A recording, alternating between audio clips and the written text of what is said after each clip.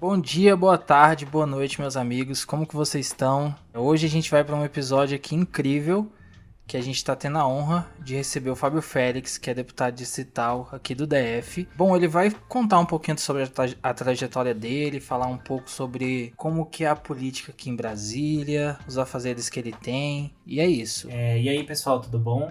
Eu sou o Nilson, mais um episódio aqui com vocês.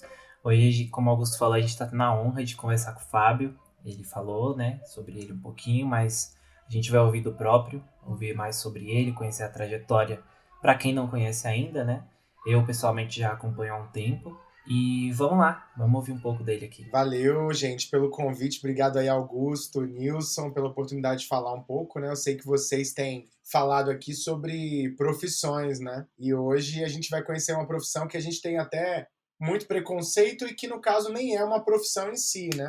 Que é uma atuação, que é uma função que a gente cumpre por um período datado, que é a função de parlamentar, de deputado, no caso nosso, de deputado distrital aqui no DF. Eu sou Fábio Félix, sou assistente social, essa é a minha profissão de formação. Sou servidor público, militante, LGBT, militante de direitos humanos e estava aí há 10 anos já como servidor do governo do Distrito Federal e agora estou deputado distrital pelo PSOL e estou aqui para a gente poder debater e falar um pouco sobre minha trajetória e sobre como é atuar nessa função hoje legislativa, representando em tempos tão difíceis e de tanta polarização política no país também. Exatamente. A gente já costuma começar, né, sabendo como que surgiu esse seu interesse, né, ser assistente social e assim, como que foi essa migração, como que a assistência social chegou na sua vida, até hoje parlamentar no cargo de deputado distrital. Olha, a minha militância começou muito cedo. Eu costumo dizer que eu comecei a militar quando eu saí do armário com 16 anos. Porque sair do armário tem um pouco de ato político, né? É o fato de você ir contra a maré, você ir ser contra-hegemônico. E aquilo fez eu perceber a necessidade de me auto-organizar, de começar a conversar com as pessoas. E aí eu tive a oportunidade de entrar para uma organização não governamental aqui em Brasília que discutia muito a sexualidade, a autoaceitação, inclusive também incluindo a minha família, né, nesse processo. Então foi uma oportunidade muito grande para mim participar de alguma forma disso. Depois eu entrei também para a Universidade de Brasília, também para cursar serviço social, o que também foi para mim uma grande oportunidade de entender do ponto de vista teórico melhor, né, as contradições, as desigualdades que a gente vive nesse momento aí. Com 18 anos me filiei ao PSOL, então fui filiado ao PSOL, sou filiado ao PSOL desde a fundação do partido e comecei uma militância não vinculada a ocupar um cargo eletivo, mas uma militância política no movimento estudantil, lutando por acesso, contra a desigualdade, por acesso às pessoas na universidade pública, lutando para que a gente tivesse um mundo menos preconceituoso, em defesa dos direitos humanos. Na universidade, também atuando como estudante de serviço social, eu me envolvi muito com a pauta de defesa dos direitos da criança e do adolescente, foi minha área de pesquisa, tanto na graduação quanto no mestrado. Hoje eu estou no doutorado no Instituto de Ciência Política da universidade. Então eu tive a oportunidade de debater esse tema com mais profundidade de forma teórica e me envolvi muito também nessa temática. Quando eu me formei, fui trabalhar com adolescentes e população em situação de rua, também em situação de abuso, exploração sexual, temas bem delicados. Logo em seguida, comecei a trabalhar no sistema socioeducativo, que são aqueles adolescentes autores de ato infracional, que estão em unidades socioeducativas. Atuei no CAGE, no CIAGO, em algumas unidades que existem aqui no Distrito Federal. Fui presidente do Conselho dos Direitos da Criança e do Adolescente. E aí, em 2014, nós decidimos, o nosso coletivo, eu faço parte de um coletivo dentro do PSOL. O PSOL é um partido que a gente costuma dizer que ele é em tendências, né? São vários grupos internos que existem. E o nosso coletivo decidiu lançar uma candidatura que fosse construída coletivamente, inclusive, e eu fui candidato em 2014 e 2018. Em 2014 tive 6.257 votos, e em 2018 tivemos 10.955 votos, e aí a gente conquistou uma cadeira na Câmara Legislativa do DF, a primeira do PSOL, o primeiro LGBT assumido também ocupando um cargo desse no Poder Legislativo, na institucionalidade, e foi um desafio enorme, tem sido um desafio enorme para mim, do ponto de vista pessoal, do ponto de vista profissional em muitas dimensões. Então, é uma trajetória que ela tem um caráter fundamentalmente de militância, essa era a minha pegada, e acabou se tornando também uma disputa de um cargo eletivo que a gente teve êxito aí nessa disputa. Você falou que é de um grupo específico dentro do pessoal. A gente até conversou com a Camis, que é a Camila Galete. Ela falou, manda um abraço pra ele, que a gente é do mesmo grupo e tal. Sim, exatamente, somos sim. E aí, falando sobre essa sua eleição, é um ato muito simbólico pra mim, a época, quando eu vi, foi que você assumiu o Gabinete 24, né? Conta um pouquinho dessa história, assim, que parece que ele era ignorado, né? Na verdade, logo que eu fui eleito, aí a gente teve uma espécie de formação dos novos deputados, que foi um aquecimento ali, e a gente foi conhecer a Câmara, conhecer a estrutura, dizer qual é o papel do parlamentar, conhecer a lei orgânica. A gente já conhecia, né, a lei orgânica do Distrito Federal, mas se aprofundar na lei orgânica, na lei complementar que trata dos textos legislativos, do próprio regimento interno da Câmara, ouvir um pouco sobre o regimento da Câmara Legislativa para iniciar os trabalhos. E aí, depois dessas oficinas, a gente teve uma reunião com todos os deputados eleitos para a definição dos gabinetes. Aí alguns critérios foram estabelecidos. Os parlamentares idosos e deficientes puderam escolher seus gabinetes entre os gabinetes vagos. Primeiro, os reeleitos poderiam continuar nos seus gabinetes. Depois, os idosos e deficientes poderiam escolher o gabinete que quisessem dentro daqueles disponíveis na Câmara Legislativa. Segundo, as mulheres poderiam escolher também os seus gabinetes. E, por último, teria um sorteio entre todos os outros parlamentares para a definição do gabinete. Aí eu cheguei para o sorteio, quem conduzia era um deputado que compunha naquele momento a mesa diretora, e aí falou, olha, eu tenho tantos gabinetes, esses são os vagos, eu vou distribuir os números, mostrou ali os números, e aí um deputado distrital falou, e quem vai querer ficar com o gabinete 24? E todos riram, virou uma grande piada na sala, né, exceto eu. Todo mundo começou a rir, eles zoando ali o gabinete 24 como se fosse um gabinete desqualificado e tal, né? Aquela homofobia internalizada que se expressa nas brincadeiras, né? Foi um pouco isso. E aí eu falei, olha, eu não tenho problema nenhum, gente, em ficar com o gabinete 24. Eu posso ficar com o gabinete 24, qual é o problema? E aí o presidente daquela reunião, né, o deputado que conduzia, ficou um pouco sem graça, assim, com o que aconteceu e falou, gente, vocês têm algum problema do deputado Fábio Félix ficar com o gabinete 24? E aí ficou todo um silêncio, aí eu peguei o código lá que tinha, né, o documento do gabinete, então ficou comigo. E levantei e falei, fica comigo então. E eu já sabia que era um gabinete interessante, que era um gabinete espaçoso, grande, com vista para o eixo monumental em Brasília. Então, para mim, foi ótimo, né? Simbolicamente foi importante aquela tomada do Gabinete 24, virou um símbolo. Muita gente chega e fala, eu adoro o Gabinete 24, quando fala comigo, porque reconhece o Gabinete 24 como um símbolo, uma marca nossa. Sim. Então foi muito legal, assim, muito interessante a gente ter o Gabinete 24 mas de alguma forma já revelou um pouco ali onde a gente estava entrando, né? Que é um terreno regado de preconceitos, de dificuldade de entender a pluralidade, a diversidade. Sim. Há um corpo estranho, que é o fato de um LGBT assumido ocupar aquele espaço também. Depois que aconteceu isso, alguns deputados se arrependeram e quiseram trazer de novo o Gabinete 24 para o sorteio, porque eles descobriram que era um bom gabinete. E aí o presidente já não deixou mais, eu já saí da sala e caí fora. E depois acabei ficando mesmo com o Gabinete 24 sendo nosso gabinete, né? Mas foi um pouco por aí. E depois eu descobri, saiu uma matéria no Fantástico falando que o Senado tinha gabinete 23 e pulava para o 25. Isso. Porque eles não tinham gabinete 24. Só agora que eles retomaram o gabinete 24. Isso é um absurdo, né? A gente pensar que os senadores da República, que assim, é a Câmara que, enfim, que tem os mais velhos, né, da política brasileira, que em tese seriam os mais intelectuais pela concepção originária do Senado. É uma Câmara que o Senado não tinha o gabinete 24. Então isso é um absurdo completo, né? Acaba que essa questão de serem os mais velhos fica por conta da parte ruim, né? Porque são os mais velhos e os mais cabeça dura, né? Que ficam carregando esses estigmas que não tem mais que existir, sabe? A gente já tá vendo, já viu tanta coisa acontecendo e se deparar com essa idiotice, sabe? Por parte de pessoas que têm uma responsabilidade, sabe? Não só com o grupo deles, com o Brasil inteiro.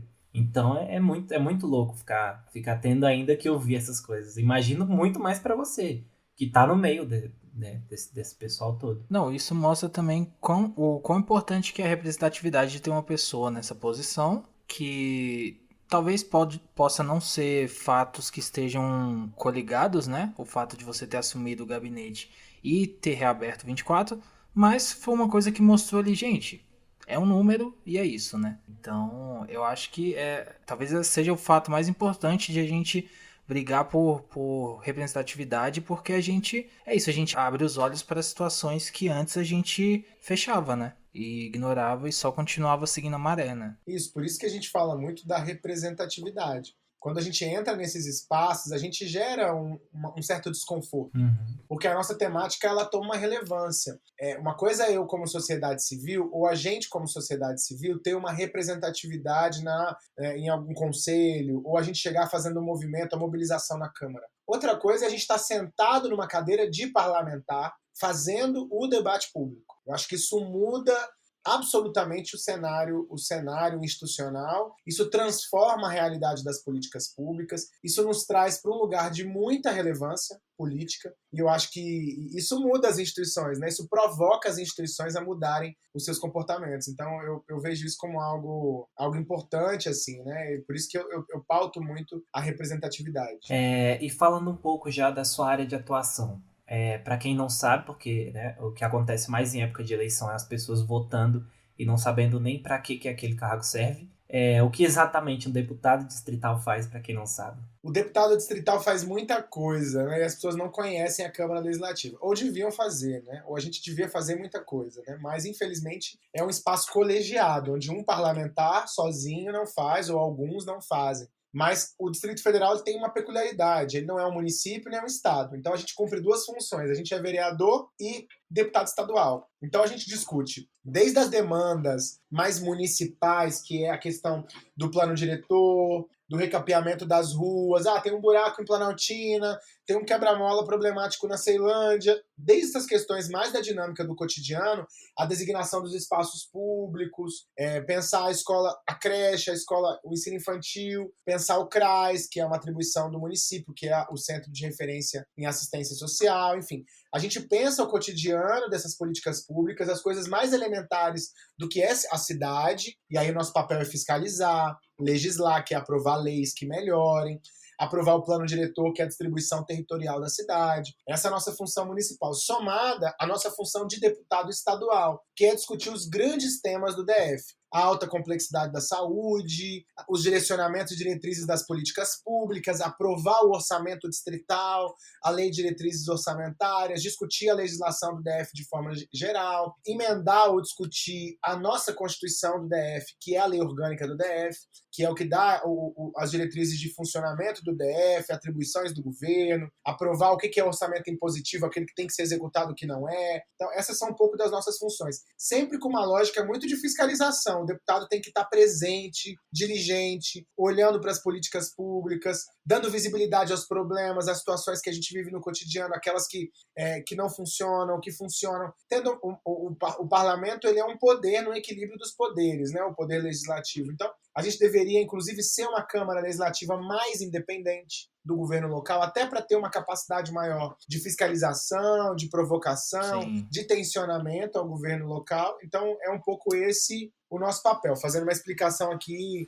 genérica, né, da instituição aí do Poder Legislativo. É porque isso é muito confuso para as pessoas que não querem se aprofundar muito ou que não conseguem se aprofundar muito, porque às vezes a gente vê propostas mirabolantes para deputados distritais e que se você for pegar no papel, a pessoa nem tem competência para aquilo, né? Tipo, ou não depende somente dela. Então acho que é muito importante a gente saber realmente setorizar quais são as capacidades e o que cada um deve fazer ali na hora após a eleição, né? É isso. E uma outra coisa que é meio complicada, assim, para as pessoas que estão vendo de fora, é como acompanhar o serviço dos deputados, né? Eu queria que você falasse um pouquinho sobre se a sociedade dá algum tipo de retorno para as coisas que vocês estão fazendo, ou se às vezes, por falta de apoio social, você não consegue realizar algum trabalho, ou tem mais dificuldade, se isso é algum impeditivo, entendeu? Uhum. Não, primeiro sobre o tema que você falou da questão das atribuições, eu vejo muito isso, eu vi muito isso nas eleições. Muita gente prometendo que ia fazer coisas que são atribuições privativas ali do Poder Executivo, que são atribuições do governador e não dos deputados distritais, né? Que é executar a política pública, é fazer isso e aquilo. Então, o que nós podemos propor é aquilo que a gente vai lutar para acontecer no Poder Legislativo.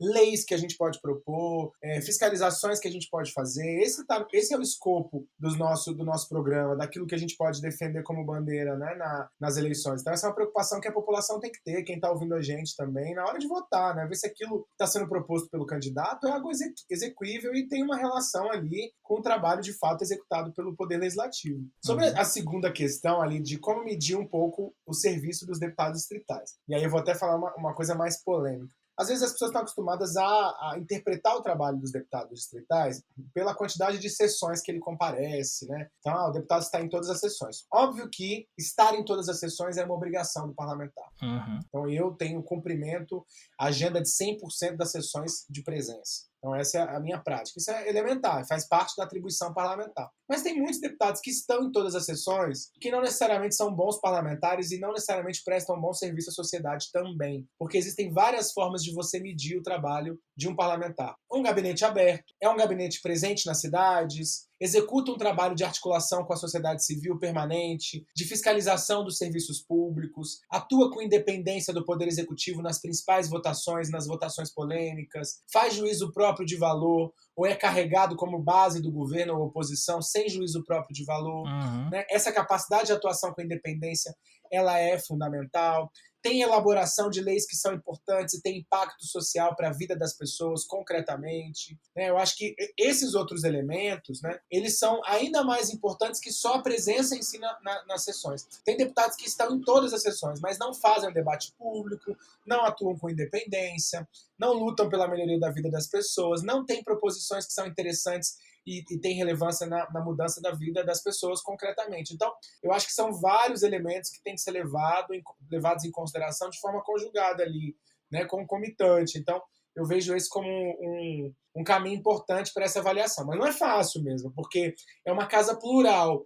Então, você tem que acompanhar os 24 para fazer uma medição, ou pelo menos acompanhar aqueles que você tem mais interesse, que você vê que estão fazendo as coisas. Até porque a TV institucional, os órgãos de comunicação institucionais da Câmara, eles apenas dão visibilidade à dinâmica e à agenda institucional. Então, reunião de comissão, reunião do plenário. Então, eles dão a vazão a isso. E as pessoas, para entenderem se o deputado é mais independente, se ele está presente de fato, se ele faz, se ele acontece, esse dia a dia, então, hoje em dia facilitou um pouco, né? Você pode acompanhar pelo Instagram, né? Você pode acompanhar pelo Facebook, pelo Twitter, e ali você vai vendo um pouco os posicionamentos, a atuação dos parlamentares no Poder Legislativo de forma geral. Então, é uma medição meio subjetiva, e as pessoas acabam se identificando com os parlamentares que defendem as suas bandeiras com maior proximidade. Eu tenho ficado feliz assim, no feedback que eu encontro nas ruas, porque muita gente acaba falando, legal, Fábio, eu não concordo com tudo que você faz, mas eu gosto muito do seu mandato, eu quero ver você reeleito, vou votar em você, ou não vou votar, mas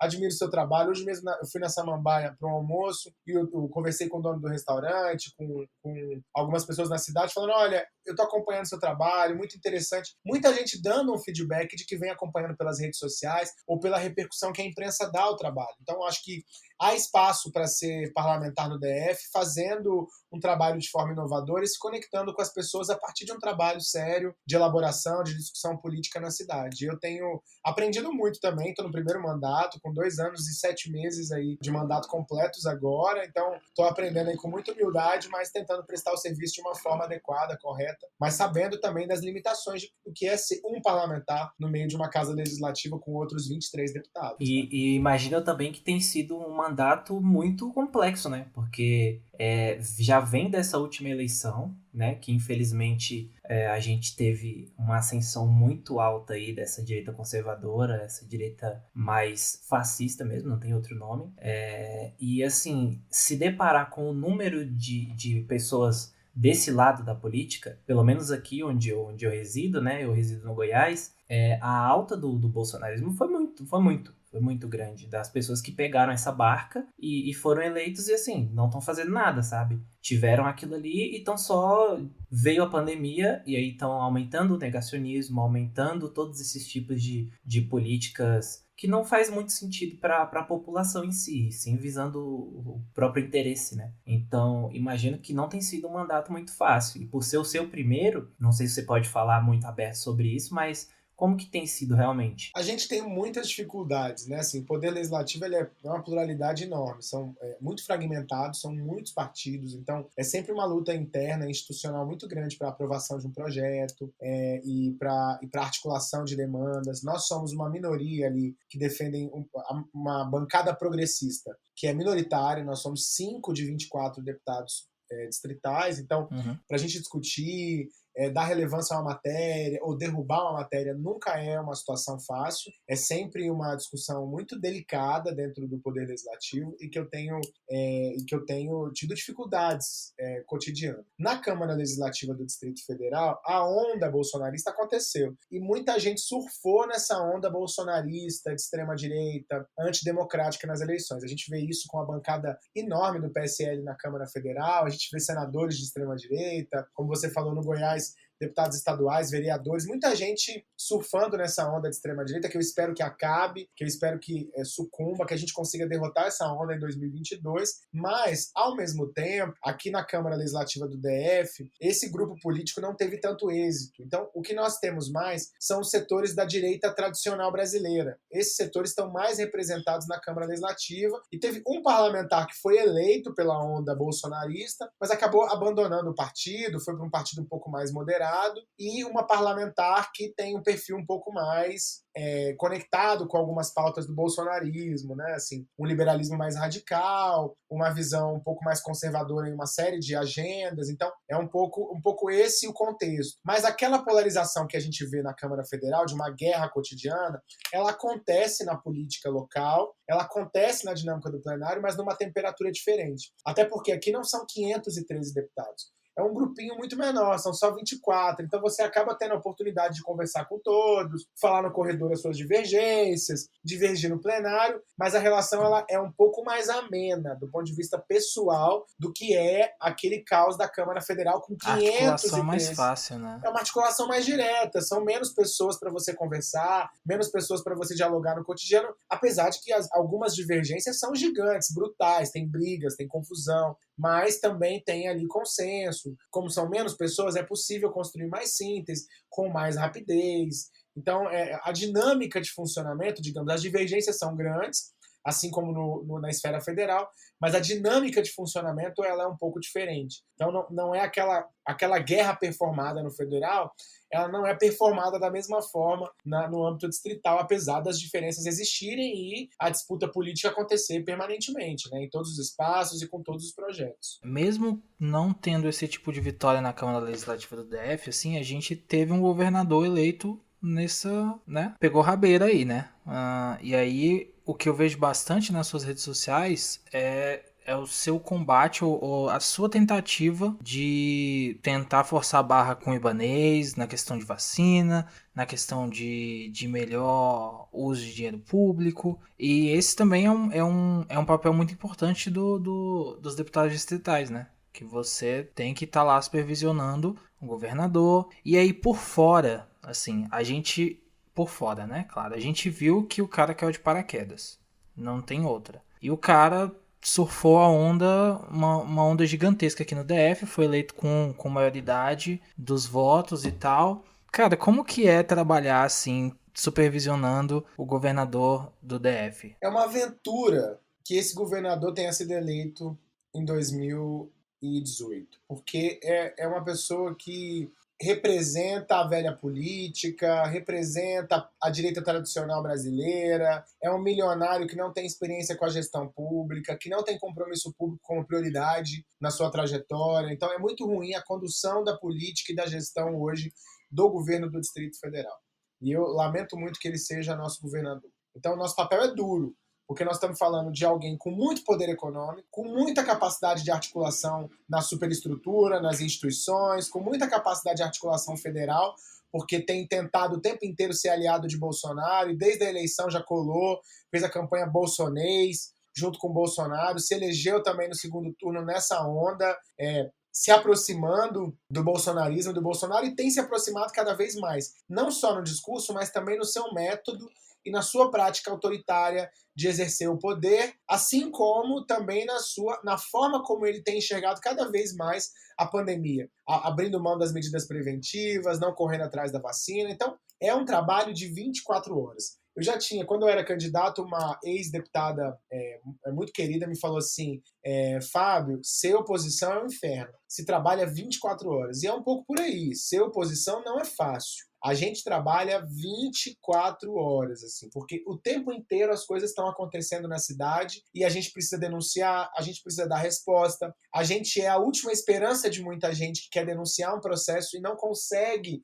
espaço institucional na mídia, em lugar nenhum. E aí procura deputado, a gente precisa dar visibilidade para esse problema. São os pequenos problemas do cotidiano da cidade, de uma escola, de uma unidade de saúde, até as grandes questões da cidade, de corrupção e outras tantas questões. Então, é um desafio enorme exercer esse papel. Eu me sinto, assim, dentro de uma responsabilidade também, assim, para prestar contas para as pessoas, para ter uma conduta ilibada, o tempo inteiro prestando atenção nos meus comportamentos. Isso mudou muito a forma como eu me vejo, né? Porque estar deputado, diferente de ser assistente social, servidor público, eu vou para o trabalho às 8 da manhã, chego em casa às 17 horas, às 18 horas, cumprir meu expediente. E aí eu deixo de ser o Fábio profissional e viro o Fábio, pessoa física, não PJ, para exercer, enfim, os meus afetos, as minhas relações, sair, tomar uma cerveja, fazer o que eu quiser. Mas quando você exerce uma função de deputado, né, por isso não é uma profissão, é uma função full-time. Você não sai de casa para ir para um boteco, na rua, sentar num bar e deixa de ser deputado. Você continua sentado como deputado. Não tem fronteira mais entre sua vida profissional e sua vida pessoal. Então, esse é o grande nó da questão. Você é deputado 24 horas, então você está sentado no boteco, vai parar alguém para dizer, olha, deputado, eu preciso fazer uma denúncia. Ou então você está sentado, como já aconteceu comigo, sentado num bar, antes da pandemia, em 2019, e aí a GFIS chegou para fazer uma batida, fez uma batida super autoritária no bar. E eu precisei levantar, intervir, tentar colaborar com a dona do bar, conversar, quer dizer... Então, você trabalha 24 horas e não tem fronteira. Você já acorda com a demanda no seu celular, com uma agenda que é uma agenda intensa de trabalho, então o dia inteiro correndo atrás do prejuízo e visitando as pessoas e conversando, atendendo demandas, fazendo reunião. Essas reuniões têm encaminhamento e desdobramento, isso é um trabalho enorme e, além disso, não tem mais fronteira. Onde você está, você é deputado. Então, é um trabalho de muita dedicação. E ainda maior quando você é oposição e maior ainda quando você é oposição a um governo tão irresponsável quanto o governo ibanês, num contexto tão dramático da vida social e política brasileira, que é um contexto de pandemia, algo que a gente não esperava, um contexto de morte, um contexto de governo Bolsonaro, que é o governo fascista, um governo do genocídio. Então, sim, é tudo junto, misturado, faz a gente ter que trabalhar numa maluquice de conjuntura como essa. Mas, assim, não tem como dizer que só tem sido um grande aprendizado. Um grande aprendizado. Não, e aí entra já no que eu tinha falado, né? Porque apesar de ser o seu primeiro mandato, você já pegou uma bomba, que foi a pandemia, foi essa onda bolsonarista, foi ser oposição, né? E aí vem com tudo que você já representa, que você tem uma responsabilidade, né? Você carrega isso com você. Então, assim, acho que é aí que eu queria entrar e entender qual é hoje a sua real dificuldade, né? Em cima disso tudo que você tem enfrentado. Primeira dificuldade, eu acho que é relacionada à pandemia. Eu estou mais tempo parlamentar no contexto da pandemia do que fora dela. Então, isso limitou muito a minha correria na rua, né? A conexão direta com as pessoas fora do mundo online, mesmo que eu tenha me mantido na rua, tem as limitações. Eu não vinha fazendo na pandemia agendas banais, né? Só agendas necessárias de diligência, de reuniões que precisavam ser presenciais. Então, esse é uma coisa importante. A gente não ficou banalizando ocupar a rua nesse período da pandemia, né? Só nos momentos que são cruciais, importantes. Então, esse é o primeiro desafio.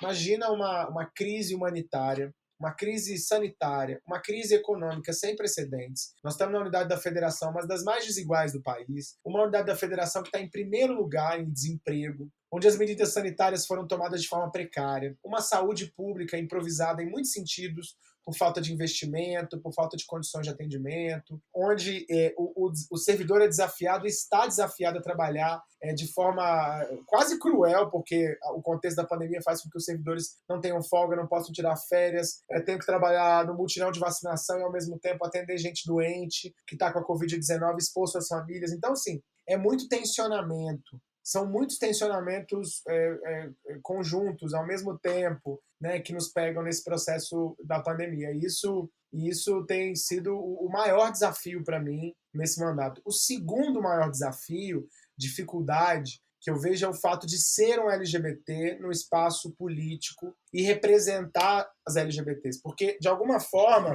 eu acabo sendo um exemplo daquilo que pode vir a ser a representatividade no âmbito distrital, né? Por que eleger pessoas LGBTs, mulheres negras, mulheres, trabalhadores, trabalhadoras, outras LGBTs para a política? Eu acabo sendo um exemplo, o primeiro que ocupa esse espaço, é o primeiro a estar num espaço como esse, assumido, falando sobre isso. Sim. E esse é o desafio, porque quando você entra num espaço, as pessoas querem colocar você na caixinha. O Fábio debate direitos humanos e diversidade. Ponto. Não é porque eu sou LGBT que eu só sei falar desse Só tema. isso, né? Os LGBTs falam de economia, de orçamento público, de plano diretor, de LUOS, a gente fala de mobilidade urbana, a gente fala de todos os temas. Todos os temas são fundamentais. E, além disso, fala sobre a igualdade, exatamente. Né? A gente Então quer fazer bem mais difícil. Uma representação pela diversidade com plenitude, que hoje, na nossa opinião, não existia até aqui.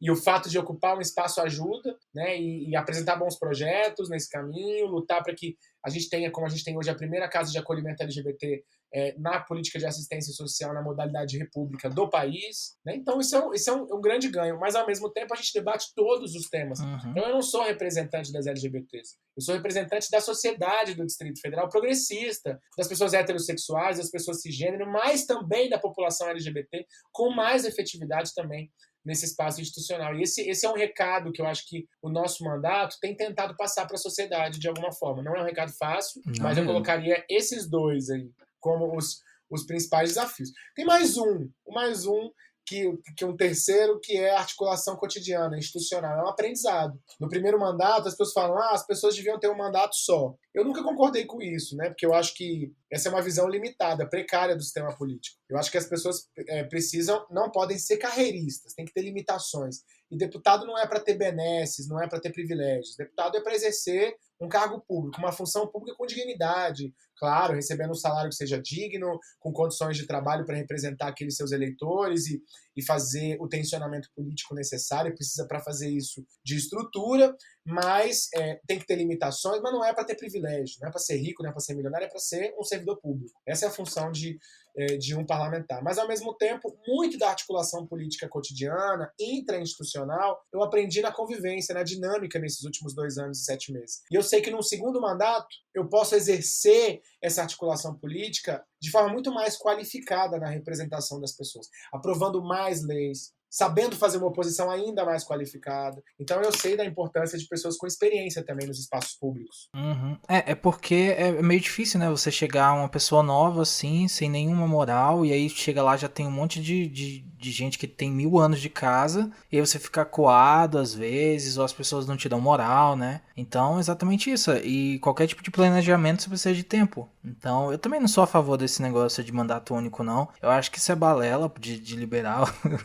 E esses anos de experiência que você teve vão ser totalmente fundamentais para um possível segundo mandato, ou para um possível cargo superior depois, enfim, né? Não, com certeza. Então acho que o momento que o parlamentar consegue realmente ter isso em mente, ele consegue exercer até um trabalho de forma mais digna, né? E eu vejo muito no seu caso, Fábio, que você é muito atuante, você não tem medo de falar, sabe? Porque às vezes pode acontecer assim, você já entra como uma minoria, e aí as pessoas já vão te pautar. Não, ele só vai falar sobre essas 2 pautas, ele só vai falar de LGBT e questão racial. E aí você assume falando de tudo, e as pessoas também acabam falando, nossa, ele também veio para as cabeças, ele veio para falar, sabe? Ele veio para mostrar quem ele é e quem ele tá representando, que é todo mundo.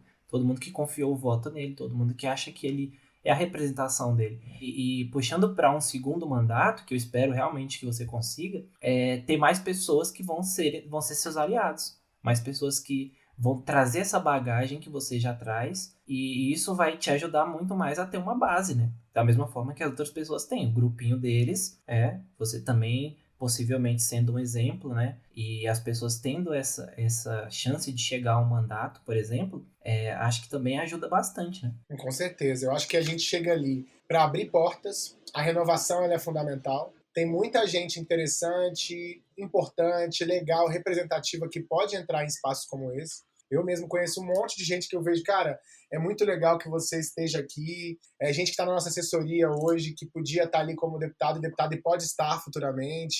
São pessoas que estão se preparando também, que têm muito conhecimento. Muita coisa a gente aprende fora dali. Então, tudo que eu faço ali hoje como deputado distrital, que eu fiz desde o primeiro momento, da primeira sessão. A minha primeira sessão foi a sessão extraordinária em janeiro. Teve uma convocação extraordinária em 2019. Depois da sessão de posse, eleição da mesa diretora. A gente participou dessa sessão extraordinária e eu tive no combate usando todos os mecanismos regimentais possíveis no enfrentamento ao IGES, que era a privatização, a terceirização da saúde pública. Foi minha primeira experiência de combate ali e eu aprendi isso na rua. Eu aprendi isso no movimento social, eu aprendi isso no movimento estudantil, a fazer política com qualidade, a fazer a oposição, a fazer discussão programática. Então a gente aprende isso muito na rua. Então tem muita gente que está na rua, que tem o contato da rua, que tem a luta da rua, e essa luta pode levar lá para dentro. Mas óbvio que esse processo vai se aprimorando. A grande questão é que muita gente vai se adaptando à instituição. E esse é um problema. É quando a instituição começa a te consumir de forma a te adaptar, a te acomodar. E você fica acomodado, fica confortável naquela instituição. Então, um lugar que eu não quero estar mais é naquele lugar quando eu estiver confortável naquele lugar. Então, o segundo mandato, ele é muito bom para eu fazer o enfrentamento com mais experiência e mais qualidade. Mas eu fico sempre refletindo se mais do que isso também não é excessivo. Até que ponto isso é positivo? Isso vai ser já não é prejudicial, né? Uma reflexão que a gente vai fazendo, né? Tem gente que tem 3 mandatos e faz bons 3 mandatos também. Então não há uma regra que seja sintetizadora disso, que seja uma síntese única, mas é algo que a gente precisa avaliar. O problema é quando a instituição te acomoda de tal forma, te coloca numa situação de conforto, que você já não faz os embates que você deveria, que você já não atua da forma independente que você deveria, que você já não se dedica nos projetos, né, na disputa institucional como você poderia. Então eu vejo parlamentares que têm um potencial enorme, que são super inteligentes, que têm uma capacidade retórica, intelectual, de elaboração, mas que preferem não se posicionar, que preferem não se colocar, e aí eu vejo que às vezes a instituição também te coloca num lugar de tanto desgaste que às vezes você se acomoda, e essa é uma preocupação. Eu não quero me sentir confortável naquele espaço. Eu estou ali para cumprir um papel. Eu fui eleito para cumprir um papel. Qual é o meu papel? É fazer o embate político em defesa de um projeto. E combater um projeto que eu desacredito, que é um projeto de poder atrasado, autoritário, antidemocrático. Esse é meu papel. E aí, atenção, aí é um trabalho estressante, isso estressa a gente, mas é um trabalho necessário, entendeu? Então acho que é o que eu preciso cumprir ali, né? Então, eu acho que é esse lugar ali, essa medição, esse termômetro ali, de acomodação, acho que é um termômetro importante para saber se vale a pena continuar ou não. Seria bom se todos pensassem assim, né? Aí a gente não teria pessoas com tipo 40 isso. anos de carreira, como acontece aqui no Goiás, que a gente tem vereador com 5 mandatos, entendeu?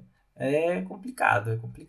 Fábio, a gente vai então aproveitar o tempo aqui para fazer umas perguntinhas que deixaram pra gente aqui no Instagram, pode ser? Pode, claro. Deixa eu puxar uma aqui rapidão. Pode ir lá. Porque foi exatamente o último ponto que ele abordou ali, que é a pergunta da Karine, que ela pergunta que é como manter a sanidade e a esperança trabalhando nessa área. Nossa, que pergunta, né? Terapia, autocuidado, uma cervejinha ajuda bastante também, no meu caso, né? E contato ali com aqueles que você gosta, né? Com a galera que você curte também, tá junto, relaxar um pouco ajuda, né? A manter a sanidade. E tentar criar as fronteiras ali no seu trabalho, no seu cotidiano. Tem uma coisa muito legal também, né? Porque eu falei muito de coisa negativa, mas tem uma coisa muito legal que é você fazer diferença pela sua cidade, você representar as pessoas.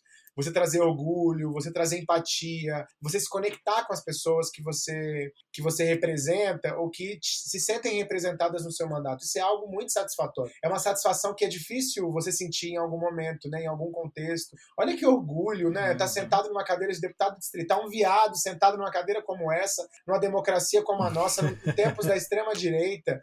Isso é um orgulho enorme para mim, assim, né? Sim. Para mim é uma satisfação, é um aprendizado. Então tem muito prazer também, né? Em você estar do lado certo da história, em você defender posições, em você melhorar projetos, em você derrotar proposições e emendas que seriam muito ruins para a sociedade, em você aprovar coisas positivas, em você realizar através das emendas parlamentares. Então acho que esse lado positivo, esse lado realizador que o mandato parlamentar proporciona, ajuda a trazer esperança e a manter a sanidade mental. Mas tem que ser aí reforçado com uma terapia, sempre ajuda também. A terapia e uma Sim. boa cerveja, né? Exatamente. Falando nisso, o Fernando deixou 2 perguntas aqui que eu vou deixar a segunda para você responder depois. A primeira é: quais seriam as principais melhorias a serem aplicadas na militância esquerdista? Não puxando para o lado pejorativo da palavra, logicamente. Assim, porque foi criado agora por conta dessa galera, né? Exatamente. Chamar de esquerdista agora é uma ofensa, né? E a outra seriam quais são os seus hobbies, né? Até para tirar um pouco essa pressão da cabeça e a gente também saber o que o deputado gosta de fazer. Quando ele, apesar de você ter falado que você é deputado 24 horas, né? Mas naquele tempo É um pouco como as pessoas enxergam, né? Isso, exatamente. Mas num tempo ali mais de lazer, o que você gosta de fazer? O que você até indica ali para as pessoas? Eu vejo que a esquerda tem muitos desafios, né? Como campo social, né? O primeiro desafio nosso agora e prioridade que a gente precisa, inclusive, intensificar e melhorar, a nossa grande tarefa é derrotar Bolsonaro. Estamos falando de um projeto de poder autoritário, antidemocrático, que é a extrema-direita hoje. O bolsonarismo precisa ser derrotado. E ele só vai ser derrotado com a nossa força coletiva. E aí eu acho que o grande problema é quando os setores da esquerda começam a fazer uma grande aposta na agenda institucional para derrotar Bolsonaro. Seja no calendário eleitoral. Um grupo como esse, de extrema-direita, que nasce das ideias fascistas, é um grupo que não acredita em eleição. É um grupo que não respeita a Constituição ou o calendário institucional. Fazer essa aposta é um equívoco.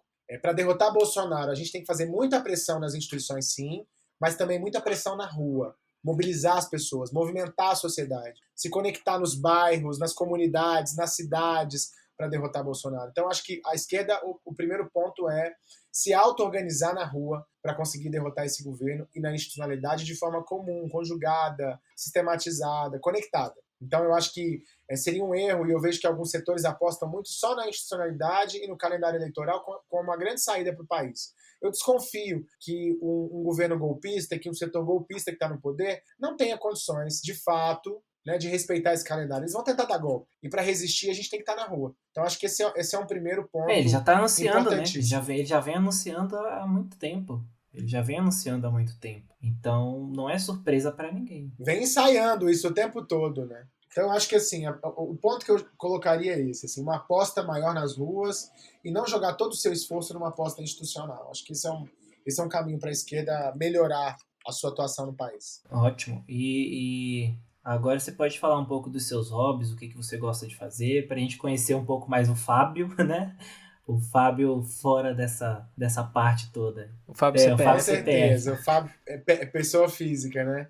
Isso. Eu gosto muito. A pandemia atrapalhou muito isso, né? Mas eu gosto muito eu sou muito de botequeiro, adoro um bar, adoro tomar uma cervejinha e estar no boteco. E sou muito fã de série. Eu assisto todas as séries, as ruins e as boas. Então, eu gosto muito de série, eu gosto de maratonar série. Nos tempos livres que eu tenho, eu tô sempre assistindo série, assim. Então, tem uns aplicativos no meu celular. Se eu tiver um tempo livre, pode ser num trânsito, eu vou fazer uma viagem de Braslândia a Planaltina, e se eu não tiver que trabalhar no caminho, que geralmente eu tenho, eu vou parar um pouco. É a minha forma de relaxar. E eu gosto muito de podcast também. Eu sou um viciado em podcasts. Eu ouço muito podcast de história, especialmente. Então eu tô em vários podcasts de história, ouvindo histórias curiosas também, não só aquelas histórias que a gente já conhece, estão nos livros e tal, mas histórias curiosas, diferentes. Eu gosto muito de podcast, sigo vários. Então, série, podcast e cervejinha são os meus hobbies aí. Ó, no meu já vou te cotidiano. indicar um podcast que é o nosso, né? A gente tem um episódio com um historiador aqui, daí da Ceilândia, o Marcos. E, cara, é um episódio que a gente se amarrou muito, assim, a gente curtiu muito. Ele fala muito da história de Ceilândia, ele traz muito essa história das pessoas negras, das pessoas pretas de Ceilândia, que ajudaram a construir Brasília e foram jogadas de lado. Então, é um episódio muito bacana que eu ia ficar honrado se você pudesse tirar um tempinho e ouvir um pouquinho. Eu vou ouvir, já quero o link de qual é o episódio pra eu ouvir. E outra pergunta que já é minha mesmo, eu queria ver se você consegue montar um objetivo que você tenha nesse mandato, que não sei se você já atingiu, mas algo que você olharia realmente e falasse, esse eu consegui, sabe? Tipo, esse era o meu objetivo, ou era um dos meus objetivos, e eu consegui firmar isso, para deixar já como um recado final aí. Eu não conseguiria traçar um objetivo, assim. A gente trabalha em pelo menos 5 frentes nesse mandato, né? Como oposição sistemática, programática a esse governo, em defesa dos direitos humanos e da assistência social, na fiscalização da saúde, na defesa da vida das pessoas, em defesa dos serviços públicos, de forma cotidiana também, sistemática, e em defesa da educação. Esses são os 5 norteadores assim, do nosso mandato, do nosso trabalho. Mas eu posso citar um dos nossos tantos objetivos, um que me deixa muito feliz e muito satisfeito, né, que é a entrega da nossa casa de acolhimento para a população LGBT. São 3 repúblicas que estão funcionando na cidade e que acolhem pessoas LGBTs que foram expulsas de casa, que foram vítimas de violência. Não é fácil, não foi fácil essa costura para a construção dessa política pública e eu acho que foi uma grande entrega que é da articulação entre a emenda parlamentar do nosso mandato e a Secretaria de Desenvolvimento Social. E eu acho que para um parlamentar de oposição realizar isso dentro do governo e com qualidade, aliado aos servidores públicos, foi uma grande entrega que hoje nós lutamos desde o primeiro dia e hoje está em funcionamento e tem pessoas acolhidas nesses serviços já. Então acho que isso é uma grande entrega do mandato para a cidade e para a sociedade como um todo. Muito legal. Mas tem outras, viu? Muitas. A gente vai caminhando aqui pros finalmentes, né? E a gente pediu pro Fábio separar aí 3 indicaçõezinhas de coisas que ele recomenda que vocês deem uma olhada, que ele gosta, que ele acha importante. E Fábio, fica à vontade, o espaço é todo seu e é isso aí. Como eu já falei que eu sou viciado em série, das 3 dicas eu vou indicar 2 séries e um livro, né? Eu pensando um pouco, pensei rápido, que eu só vi também agora das indicações, é tanta coisa, né, pra gente indicar, mas eu vou indicar um livro que, na verdade, são 3 livros, né? É uma trilogia, que é a trilogia do Isaac Dutch, que é uma biografia do Trotsky. Começa com o primeiro, que é o Profeta Armado, o Profeta Desarmado e o Profeta Banido. São 3 livros grandes do Isaac Dutch. O Isaac Dutch é um biógrafo muito linha justa, ele fez uma biografia do Stalin também, né, que muita gente, enfim, já leu, gosta, eu nunca li, quero ler ainda. E essa trilogia é uma trilogia que conta muito da movimentação daqueles marxistas raiz lá na Revolução Russa. Fala um pouco da prévia da Revolução Russa, do processo da Revolução Russa e do pós, quando, na minha opinião, a Revolução começa a se perder do ponto de vista político. Então é uma trilogia incrível, que você entende a movimentação inteira. Trotsky, do Isaac Dutch, então o Profeta Armado, o Profeta Desarmado e o Profeta Banido. São 3 livros que eu acho que são os maiores e melhores livros que eu já li na minha vida. E eu gosto muito da história do Trotsky e da sua coerência também. Mesmo quando foi banido do regime stalinista, eu acho que ele tentou fazer uma oposição de esquerda interna, né, o diálogo. É alguém muito, muito coerente, que mobilizou e teve uma tarefa central no processo de luta por igualdade na antiga Rússia, na antiga União Soviética. Então, eu acho muito interessante essa história. Como eu gosto de história, quem gosta de história vai gostar desse livro. Agora, as outras 2 dicas são mais, né, sutis. A primeira é uma série muito legal para quem quer relaxar, né, que eu gostei muito, que chama Big Little Lies. É uma série que tem ali um suspensezinho. Relaxar?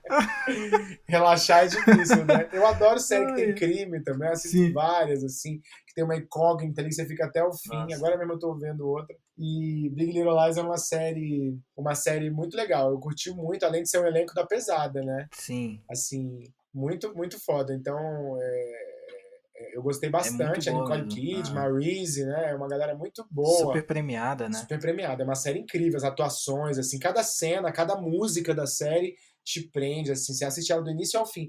A criancinha que tá cantando no carro, indo pra escola, até o crime que acontece e como as relações se dão na cidade. É uma série, vale muito a pena, muito foda. E a outra série que eu assisti agora, a 4ª temporada, e a última dica é The Handmaid's Tale, que é uma série também muito pesada, né? Eu acho que vale a pena ver, porque é uma série que acaba mostrando, eu li o livro, Os Testamentos, que é um livro de continuidade da Margaret Atwood, que ela escreveu, de continuidade da série e tal, e é uma série bem interessante, porque mostra uma distopia, mas que tem muitos elementos que se conectam com o projeto político que algumas pessoas defendem. Então aquilo vai tirando a gente de um lugar de conforto, né? Você vai vendo aquilo. Além disso, cenas dramáticas de violência. Obviamente não é uma série fácil de assistir, é uma série muito dura. A primeira temporada eu demorava muito pra dormir, assim. Você fica meio impactado, né? Assim, pra dormir, aquilo fica na tua cabeça e tal. Depois você vai se acostumando com aquela narrativa pesada um pouco, mas é uma série muito, muito instigante. Eu curti muito, é uma série que eu tenho assistido e que tem gerado várias reflexões, né? Além da atuação impecável da protagonista, né? Então, vale muito, muito a pena assistir. As minhas dicas, acho que são Ainda boas, bem que é né? ficção, né? Eu ia até falar disso, é porque a gente costuma ver série mais ficcional e devido ao contexto atual que a gente vive, a gente acaba vendo muita coisa que tá retratada que é possível de estar acontecendo, sabe? Então acaba que isso assusta. Você vê que isso pode acontecer, sabe? Não é uma coisa longe, é uma coisa que tá em iminência. E enquanto a gente não bater de frente com isso e se propor a combater isso, a gente pode cair num futuro desse, sabe? Sim. Com certeza. Mesmo que não seja exatamente aquilo que está retratado, mas muita coisa, muitos fundamentos daquilo ali é o que o povo defende. Muitos diálogos, a gente se pega em muitos diálogos, né? Eu me vejo muitos diálogos assim que a gente fala, caraca, eu já vi isso acontecer, sabe? Ou está próximo de acontecer. Então é muito, muito bom. É com esse clima aí, alto astral, né? Que a gente que a gente vai terminando mais um episódio. Eu quero agradecer de coração. Eu devia ter terminado com Big Little Lies, né? Pois que é. Um pouquinho mais pra cima. Eu quero agradecer realmente de coração aqui pelo Fábio, agradecer também pelo gabinete dele, que foi super solícito comigo, sempre entrando em contato assim, caramba, eles estão dando importância pra gente aqui que nem eu dou essa importância. Mas, cara, muito obrigado mesmo por você ter separado um tempinho na sua agenda pra falar com a gente aí nesse fim de noite. E eu quero só dar um recadinho rápido aqui, lembrar das nossas redes sociais, @trampaonde, segue lá no Twitter, Instagram, no YouTube, tá em todos os lugares. E Fábio Félix Def também, siga, conheça mais do projeto dele, conheça mais do pessoal também, conheça mais da militância. Se você tá indignado com as coisas que estão acontecendo, esse é um caminho, entendeu? Então procure o partido, veja como se afiliar, conheça mais os projetos e por aí vai. Eu sou Augusto Azevedo, minha arroba é Augusto com Silva também, e me segue lá e vamos trocar ideia. É isso, Fábio, muito, muito obrigado também. Cara, sem palavras pra te agradecer, já te acompanho há um tempo e assim, pra mim tá sendo uma realização. Eu tava muito nervoso na hora que a gente tava esperando aqui, eu conversei com a Camis também, conversei com ela, falei, cara, tô nervoso. Ela, não, o Fábio é super legal, super descontraído, ele vai deixar vocês à vontade também. E é o que a gente sempre ouve, que a gente sempre consegue também deixar as pessoas à vontade. Espero que você tenha ficado, que tenha curtido. E, cara, muito obrigado. Continue fazendo o seu trabalho do jeito que você faz. É sempre muito animador ver que ainda tem pessoas que estão correndo certo, sabe? Estão do lado certo e que a gente se vê neles. Eu me vejo muito representado e apesar de não ser morador do Distrito Federal, no meu voto, eu não voto aí, mas eu consigo ver que a sua luta é uma luta minha, sabe? Então, muito obrigado por isso, de verdade. E é isso, pessoal. Não deixem de acompanhar o trabalho dele, que vale muito a pena. Valeu, gente. Eu fiquei super à vontade mesmo.